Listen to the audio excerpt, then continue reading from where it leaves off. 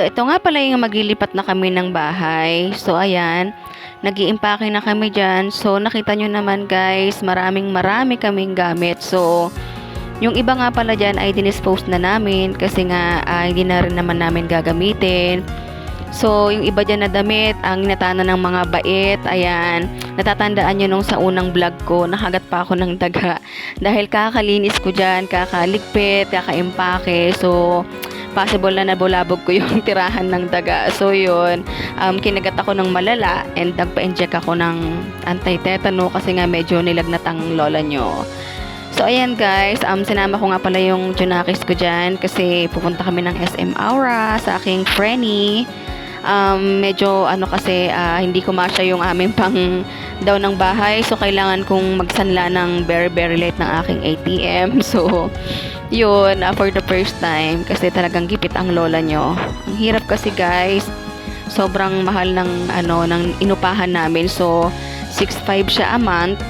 So yun, iba pa yung tubig at ilaw, and sobrang din, maliit lang din siya kumpara dun sa dati naming bahay.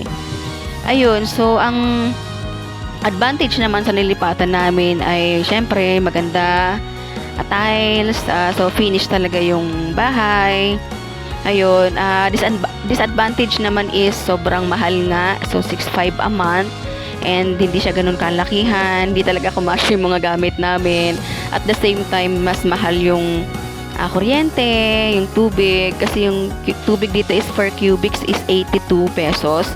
And hindi pa yun nawasa, so depth well lang ang tubig dito. So yun, medyo naninibago kami ng very light din sa tubig kasi syempre nasanay kami nang nawasa yung tubig namin. So papalitan siya ng depth well.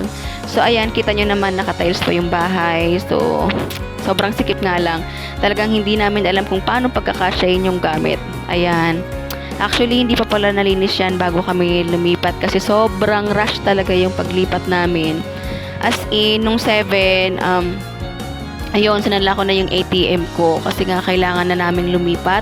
Kasi 8, lilipat na rin yung bagong may-ari ng bahay dun sa dati naming inupahan. So, parang palitan lang kami. So, kailangan nilang lumipat on the spot, and kailangan din namin lumipat on the spot. And yung nilipatan namin naman na ito na bago, nung 7 lang din umalis yung dating tumira dito na mga soldier. So, kung mas maaga-aga pa sana silang umalis, baka mas maaga din kaming nakalipat.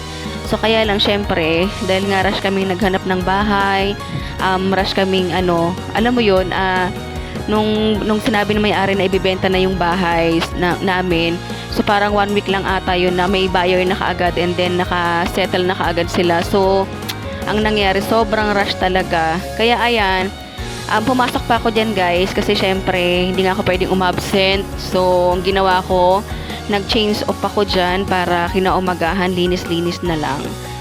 So yun nga, lumipat kami ng gabi dyan, and kinaumagahan, ayan, sobrang nagkukuskus ako dyan. So yung mga gamit namin, basta sinalpak na lang namin ng sinalpak dyan sa bahay para lang, alam mo yun, kinaumagahan na lang aayusin.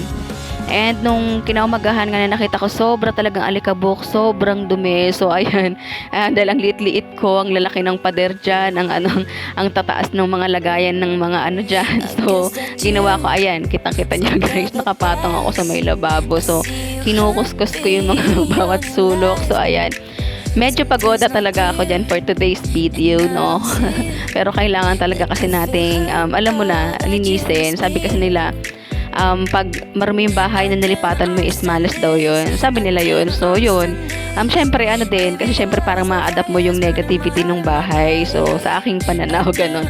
So, yun. Naglinis nga ako dyan ng sobra, hindi lang very light. So, ayan ang aking ginawa. And then, after, syempre, nagutom ang lola. So, kailangan natin kumain ng fresh, gulay, coffee, ayan. So, ewan ko ba, hindi ako nabubuhay ng talagang walang kape. So, kasi feeling ko guys, hindi kompleto yung araw ko. Alam mo yun, pag gumising ka sa umaga, parang antok na antok ka kapag hindi ka nakakapag-coffee. So, ayan. By the way, yung coffee ko dyan, uulitin ko ulit. Ayan, ay stick coffee, yung regular coffee lang. And then, nilagyan ko lang siya ng gatas.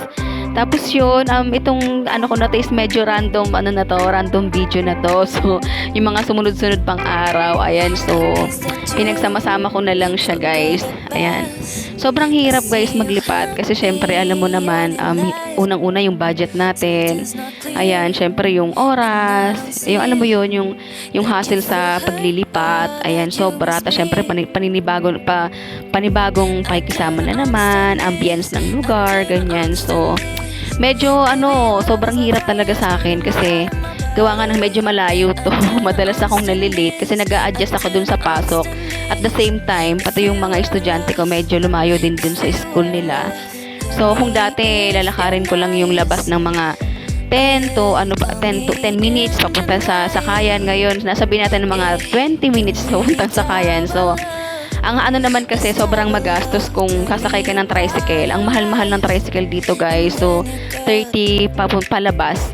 So sobrang laki nun sa akin. Syempre, kung ita-tricycle ko pa, at the same time sasakay pa ako ng jeep, so magiging dalawang sakay siya. So ginagawa ko na lang is nilalakad ko para exercise na din. So yun.